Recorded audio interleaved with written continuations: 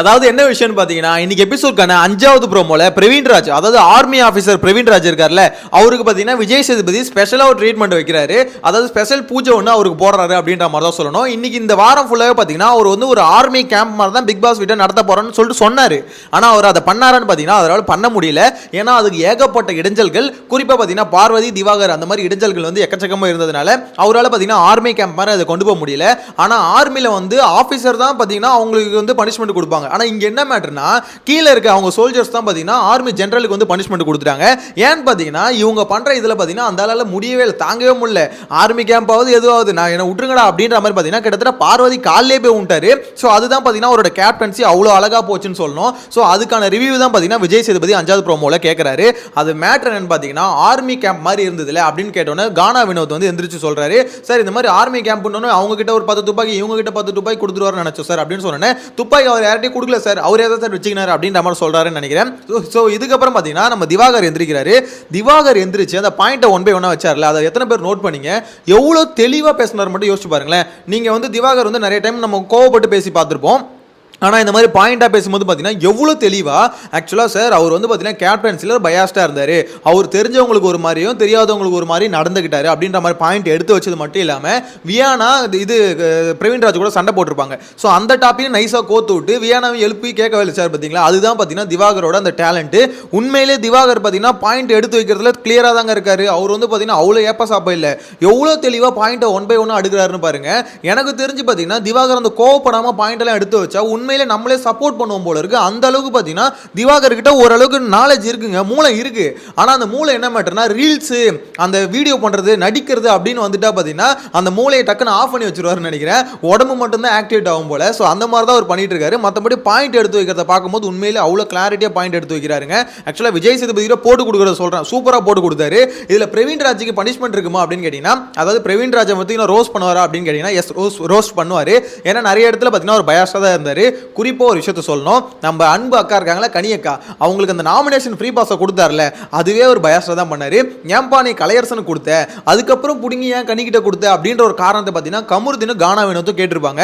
So அதுக்கு வந்து நம்ம பிரவீன்ராஜ் கொடுத்த விளக்கம் தெரியுமா, கனியக்கா வந்து கிச்சன்ல இருந்தாங்கன்னா அதாவது பிக் பாஸ் வீட்டுக்குள்ள இருந்தாங்கன்னா கிச்சன்லேயே இருப்பாங்க. ஸோ அப்போ என்ன ஆகும்னா அவங்க ஓவரால் அந்த கேமரா ஸ்பேஸ் அவங்க எடுத்துப்பாங்க. கிச்சன் ரொம்ப ஒரு இம்பார்ட்டன்டான விஷயம். அதனால பார்த்தீங்கன்னா கிச்சனை வேற யாருக்காவது வந்தால் அவங்களுக்கு அந்த ஸ்பேஸ் போகும். கனியக்கா அதனால சூப்பர் டீலர்ஸ் காமிச்சேன். அதாவது அவர் எப்படி யோசிச்சிருக்காருன்னா மக்கள் கிட்ட கனியக்காவே நல்லா தெரிஞ்சுக்கிட்டு இருக்காங்க, அவங்கள அங்க வந்து எடுத்தா வேற யாராவது நல்லா தெரியுவாங்க, அதனால நான் கனியக்கா வச்சேன். என்ன மாதிரி ஒரு பதில் கொடுத்தாரு பார்த்தீங்களா. இது வந்து கமருதீன் இந்த பாயிண்ட் எடுத்து வைக்கணும். ஏன்னா கமருதீன் கேட்ட கேள்வி, அதாவது அவருக்கு வந்து என்ன காண்டனா மச்சான் எனக்கு கொடுத்துருக்கலாம். ஏன்னா அதுக்கு முன்னாடி அந்த பவர் அவருக்கு எப்படி கிடைச்சிருக்குன்னா அதுக்கு முன்னாடி நடந்ததுல ஜூஸ் டாஸ்க்கு அதுல வந்து பார்த்தீங்கன்னா கமருதீன் டீம் அவருக்கு 5 காயின் கொடுத்துருப்பாங்க. யாருக்கு? பிரவீன்ராஜ் கடைசியில் வின் பண்ணிட்டாரு. சரி இப்போ அந்த நாமினேஷன் ஃப்ரீ பாஸை கொடுக்கணும். ஒன்று அதாவது கமருதீன் அந்த மாதிரி ஆளுங்களுக்கு கொடுத்துருக்கலாம், இல்லை வந்து உங்கள் டீமில் வந்து பார்த்தீங்கன்னா ரொம்ப கஷ்டப்பட்டு இருக்க ஒரு ஆள் கலையரசன், ஸோ அவனுக்கு கொடுத்துருக்கலாம். இவங்க 2 பேருக்கும் கொடுக்காம சம்மந்தமே இல்லாமல் அந்த டாஸ்கில் உனக்கு ஒரு ஹெல்ப்புமே பண்ணாத கனிக்கு எதுக்கு எதுவுமே கொடுத்துன்ற ஒரு கேள்வி இருக்குல்ல, இது வந்து கிளியராக பயாஸ்டாக இருந்தது. ஸோ அங்கே ஸ்டார்டிங்லேயே பார்த்தீங்கன்னா பயாஸ்டாக தான் அவரோட கேப்டன்சி என்னை பொறுத்த வரைக்கும் ஆரம்பிச்சாரு. விஜய் சேதுபதி இதை எடுத்து அடிக்க ஆரம்பிச்சால பிரவீன்ராஜ் தாங்க மாட்டார் அப்படின்ற மாதிரி தான் தோணுது. நேற்று நடந்த கலவரத்தில் அதை விட்டுட்டாங்க, இன்னைக்கு அந்த டாபிக் எடுக்கிறாங்க. எனக்கு தெரிஞ்ச கேப்டன்சி டாஸ்க் எடுத்தாங்கன்னு வச்சுக்கோங்களேன், பிரவீன்ராஜ் கலரை மாட்டிப்பாரு. ஏன்னா கேப்டனா இருக்கும் பட்சத்தில் அவர் வந்து பார்த்தீங்கன்னா திவாகருக்கும் அந்த கானா வினோத்துக்கும் சண்டைலாம் நடந்தது இல்லை. ஸோ அந்த சண்டையில் பார்த்தீங்கன்னா ஃபுல் அண்ட் ஃபுல் கானா வினோத்துக்கு ஃபேவராக தான் இருந்தார் தவிர திவாகர் சைடில் நின்று பேசவே இல்லை. ஸோ அப்படின் போது அங்கேயும் ஒரு சைடில் பயாஸ்டாக இருந்தாரா. ஸோ இந்த மாதிரி வியானா வந்து முறைச்சார்ல, அந்த மாதிரி வியானாவும் முறைச்சிருக்காரு, பார்வதியும் முறைச்சிருக்காரு. அதாவது ஒரு முறைக்கிறதுனா எப்படி தெரியுமா, ஒரு மாதிரி அது ஒரு மாதிரி பார்ப்பாருங்க. வியானா சொல்றாங்களா கண்ணிலே கொலை பண்ற மாதிரி, அந்த மாதிரி தான் ஒரு லுக்கு. அந்த லுக் வந்து பார்த்தீங்கன்னா ஒரு நெக்கிலான லுக்கு. அதாவது உன்னை இப்போ என்ன பண்றேன் பாரு அப்படின்ற மாதிரி வாயில சொல்லாம கண்ணிலே சொன்னா எப்படி இருக்கும் அந்த மாதிரி ஒரு லுக்குங்க. அது வந்து பிரவீன்ராஜ் அப்பப்போ பண்ணிட்டு தான் இருக்காரு. எனக்கு தெரிஞ்சு பிரவீன்ராஜ் இருக்கார்ல அவர் வந்து பார்த்தீங்கன்னா பயங்கரமா நடிச்சுக்கிட்டு இருக்காரு அப்படின்ற மாதிரி தான் சொல்லணும். ஏன்னா அவரோட கேரக்டர் வந்து ஃபர்ஸ்ட் வீக்ல எக்ஸ்போஸ் ஆச்சு, கோவப்படுறது. அந்த கோவத்தை வந்து பார்த்தீங்கன்னா கண்ட்ரோல் பண்ணி பயங்கரமான ஒரு பர்ஃபார்மன்ஸை போட்டுட்டு இருக்காரு. பிரவீன்ராஜுக்கு கோவம் வந்தா திருப்பி ஃபர்ஸ்ட் வீக்ல அவருக்கு எப்படி நெகட்டிவ் வந்ததோ அதே மாதிரி நெகட்டிவ் வரும்ன்ற ஒரு பயம், அந்த பயத்தில் தான் பார்த்தீங்கன்னா நடிச்சுக்கிட்டு இருக்காங்க. அவர் மட்டும் இல்லை, இந்த விக்கல் விக்ரமே, ஸோ நிறைய பேர் அந்த சேஃப் கேம் தான் ஆடுறாங்க. அது தப்புன்னு சொல்ல முடியல, ஏன்னா ஒருத்தர் 2 பேர் ஆனால் தப்புன்னு சொல்லலாம், மொத்த பேர் ஆனால் என்ன சொல்றது, சில பேர் மட்டும் தான் சேஃப் கேம் ஆடாம ஓகே என்னோட கோவம் வருதா கோவத்தை காமிச்சிடலாம். அவங்கள கம்பேர் பண்ணும்போது கமருதீன் பரவாயில்லன்னு தோணுதுங்க. ஏன்னா கோவம் வந்தால் கோவத்தை காமிச்சிடறான், திட்டணும்னு தோணுதா திட்டிடுறான். இவனுங்களாவது பரவாயில்ல ஒரு கேம் சொல்ல உண்மையாக இருக்கானுங்க. அதாவது இவங்க பண்ணுறது தப்பு தான், நான் இல்லைன்னு சொல்ல. கமருதீன் பண்ணுறது, பார்வதி பண்ணுறது, திவாகர் பண்ணுறது, கனி பண்ணுறது, இவங்களாம் பண்ணுறது தப்பு தான். ஆனால் அவங்களோட எமோஷன்ஸ் அட்லீஸ்ட் வெளியே வருதுல்ல.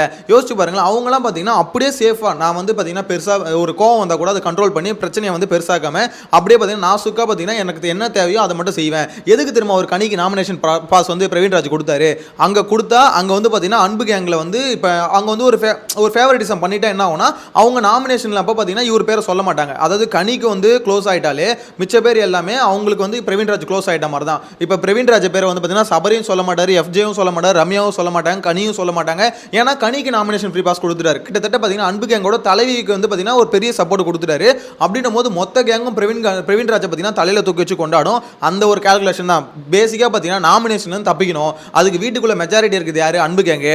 அன்பு கேங்குக்கு சப்போர்ட் பண்ணா நம்ம நாமினேஷன் வரமாட்டோம் அப்படின்ற ரீசன் பச்சை ஃபேவரட்டிசம் பண்ணாரு. சோ விஜய் சேதுபதி இதெல்லாம் எடுத்து அடிக்க ஆரம்பிச்சா பிரவீன்ராஜ் தாங்க மாட்டாரு. ஏன்னா ஒரு பக்கம் முறைக்கிறது, ஒரு பக்கம் ஃபேவரட்டிசம் பண்றது, ஒரு பக்கம் பயாஸ்டா இருக்கிறது, இந்த மாதிரி ஏகப்பட்ட கேஸ் அவர் மேல இருக்கு. ஆனா இதெல்லாம் ஒரு பக்கம் இருந்தாலுமே அந்த மனுஷன் கேப்டன்சி வந்து பாத்தீங்கன்னா ரொம்ப ஜாலியா பண்ணாரான்னு பாத்தீங்கன்னா இல்ல. ஏன்னா லாஸ்ட் வீக் அந்த டாஸ்க்கும் அந்த மாதிரி ரொம்ப துணியெல்லாம் இல்லாம எல்லாத்தையும் எடுத்துட்டு போயிட்டு ஒரு மாதிரி காம்ப்ளிகேட்டான டாஸ்க்னு வச்சுக்கோங்களேன். சோ இந்த டாஸ்க்கு நடுவுல அவர் வந்து பாத்தீங்கன்னா கேப்டன்சி ஒழுங்காவே பண்ணல. இன்னொன்னு ஏதாவது ஒரு பிரச்சனை வந்ததுன்னு வச்சுக்கோங்களேன், அந்த பிரச்சனை எப்படி சால்வ் பண்ணுவாங்க? அதாவது இப்ப 2 பேர் அடிச்சுக்கிறாங்க, சரி கொஞ்ச நேரம் விட்டுட்டு அவங்களே சமாதானம் போயிடுவாங்க. இவர் என்ன பண்றாரு, 2 வட்டம், அந்த வட்டத்துக்குள்ள வந்து நில்லுங்க, உங்க 2 பேருக்கான பிரச்சனையை இது சரி பண்ண போறேன் அப்படி நார்மலா 5 நிமிஷத்துல அவனுங்களே சமாதானம் போயிடுவானுங்க. இல்லைன்னா ஒரு நாள் பேசாம வந்துட்டு மறுநாள் பேசிடுவானுங்க. இவர் என்ன பண்ண 2 வட்டத்துக்குள்ள நிக்க வச்சு திருப்பி அடிச்சு கூடுறாரு.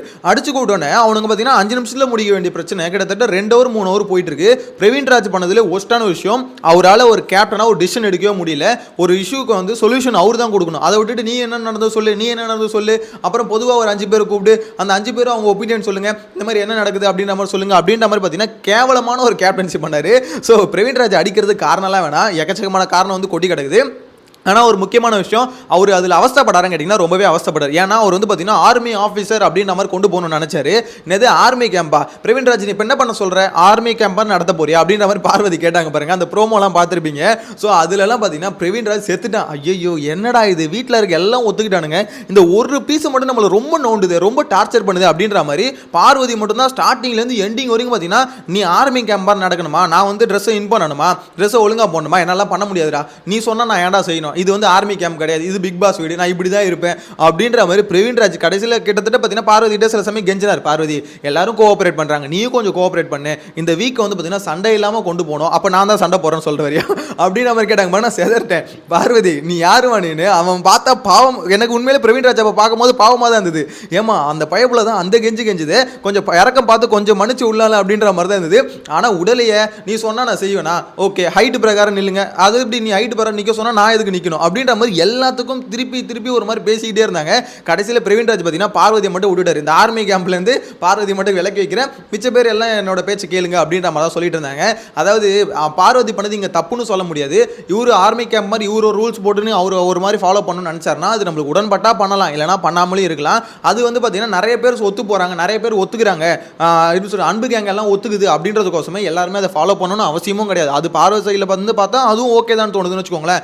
ஓவராலாக கேப்டன்சி எப்படி இருந்ததுன்னா ரொம்ப மட்டமாக இருந்தது. ஸோ விஜய் சேதுபதி அடிக்கிறதுக்கு எக்கச்சக்கமான காரணம் இருக்குது, பார்க்கலாம். எனக்கு தெரிஞ்சு இந்த ப்ரோமோல பார்த்தீங்கன்னா அப்படி ஜஸ்ட் கொஸ்டின் கேட்குற மாதிரி தான் இருக்குது. ஸோ ரோஸ்ட் இருக்குமா அப்படின்றத ஷோவில் தான் வெயிட் பண்ணி பார்க்கணும். உங்களோட கருத்து என்ன, பிரவீன்ராஜ் கேப்டன்சிக்காக பிரவீன்ராஜ் ரோஸ்ட் பண்ணணுமா, அந்த பீஸ்லாம் அடிக்கிறதும் ஒன்று தான், சும்மா விடுறதும் ஒன்று தான் அப்படின்ற மாதிரி தோணுதா? உங்களோட கருத்தை மறக்காம கமெண்ட்ல மென்ஷன் பண்ணுங்க. நெக்ஸ்ட் வீடியோவில் மீட் பண்ணலாம். Bye by.